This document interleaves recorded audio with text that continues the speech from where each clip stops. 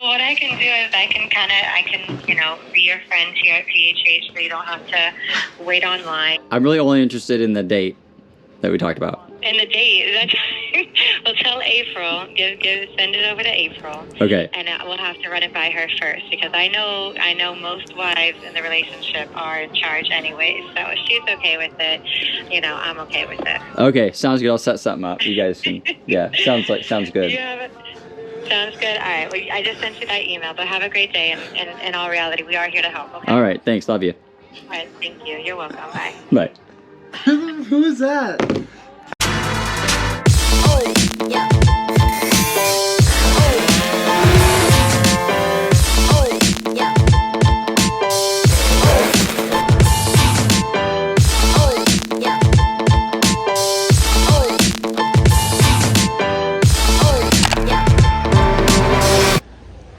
All right, this is kind of a crazy time to start a movie video. It's about 10:30. What day is it? I don't know what day it is. Wednesday night. Basically went for a ride tonight with a bunch of good buddies, Trevor and Skylar and Paul and whatnot. Zuma definitely feels a little lackluster, so I thought, okay, it's the rollers are flat, they're worn out, or the belt is really worn because I don't know how old this belt is. So we're a little bit peeled off. Those guys kept going. Came back here to work on the bike because I'm trying to get it ready for Ferry to Ferry this weekend. So if you've got a bike and you just feel it drastically getting slower and slower and slower, there's a few things. We're going to split this up into two sections. It's your jetting, but jetting doesn't change, right? So you have to think, okay, is something wearing out or did something break? Jetting doesn't change, right? Now, if you develop an air leak, you see your temp spike. That's not your jetting change. That's an issue with your bike. So that's a whole separate issue, okay? That's not going to be as common. If your bike's been consistently running good and you didn't have like all of a sudden this happened, now it runs terrible, or this, if it's just gradually just kind of feeling weaker and weaker, it's almost always your CVT. What happens here, guys, is in the back, your belt rides all the way up at the top, and we've beat this CVT topic to death. Your belt rides all the way up here in the top. The front rides down here at the bottom. This is a Big Evo. I'm sorry, this is not a Big Evo. This is a Melosi Overrange kit, which means you get the bigger rear pulley and the bigger front. Now, I pulled the belt off. The belt looks pretty worn out. Bum part is we're out of belts. They're on back order right now. So I have to make this work. So what I did was, since the belt is narrower, what's happening is the belt is not going all the way up. So when I have this pulley, you can see this top part. See how it's kind of smooth? It's because the belt isn't traveling all the way up. What I did was I pulled out two shims. So these little guys here, okay? These were located between the drive face here and the boss. And those are gonna space, so when you have those shims in here, it's gonna make the distance between here and here wider, which means this belt is not gonna go all the way to the top because the belt thickness isn't as wide as these two portions when they squeeze together. Now, when you get rid of the shims, what's going to happen is you're going to drive the belt down a little bit lower in the back, unfortunately, so you lose a little bit of bottom end, but you're going to gain that top end back because now these two pieces can close further in together, driving the belt further up, giving you more travel.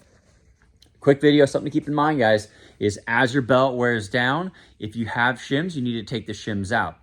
That being said, if you tune a bike and you tune a CVT with a used belt, you've got shims in there. When you put a new belt on, you're gonna have to add shims likely.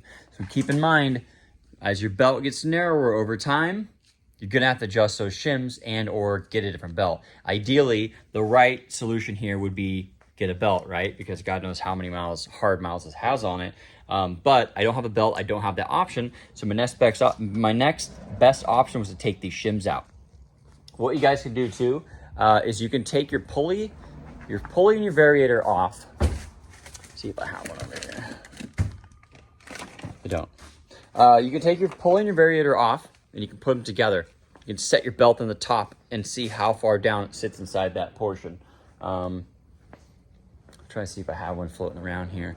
So when your variator shifts, this would be your top speed here. This is when the two surfaces butt together like this. Now, the belt I'm using is one I have on the shelf. It's an S23 CH80 belt. So obviously it's going to be too small. This is like a Malozzi variator and a Piaggio dry-face. Doesn't matter. We're just trying to explain what's going on. So now obviously you want your belt to be all the way at the top here. That's going to give you your max speed. Now I'm going to take a belt that's too small and show you guys basically what's going to happen. See how far that goes in before it touches?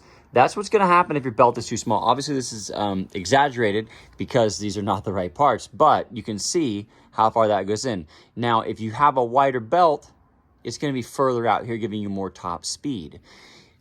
If you have shims in here, this is going to be a little bit higher up like this. So it's going to make your problem worse if your belt is worn out. That's a tiny belt. Let's throw on something just for fun. I don't know if that's any wider. Here we go. This looks like a Piaggio belt. Dang, Pulse Rangers on bags? Lower that, dog. I want to hear it. Psh, let's hear it. Where is it? Take a rock and put it on the trade valve. Where is it's the red hose hanging down. Hanging down where? Bro, you blind? Let her go. Let her rip.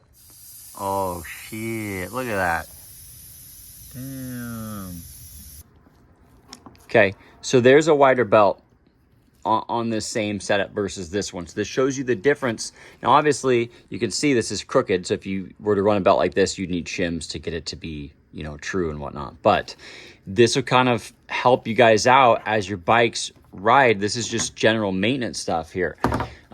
If you take this off, set it down like this, set your belt in here. If your belt is, you can see this polish section here. If this belt is sucked down in this region, and it's not all the way up at the top, then your belt is worn out.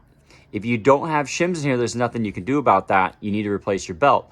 Also, if your rollers are way too light and they're not going all the way out, they're not pushing this to the top, that could be a problem too. An easy way to tell if your rollers are too light or too heavy is start your bike, lift the rear end of it up, fire it up, rev it up, and you've got a Sharpie here, okay? You put a Sharpie mark on here first. Sorry, I should have mentioned that. Put a Sharpie mark on here. We have videos on that. Look up Variator Sharpie Test Scooter Swap Shop on YouTube. And if you lift it up on the stand and you rev it up and you wipe off this section here, then your rollers are typically fine.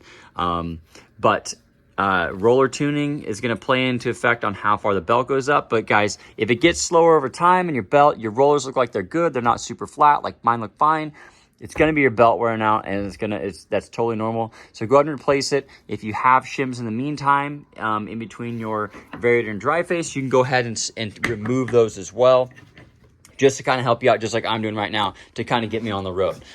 So that being said, I hope that kind of helps. Again, super quick video, very simple.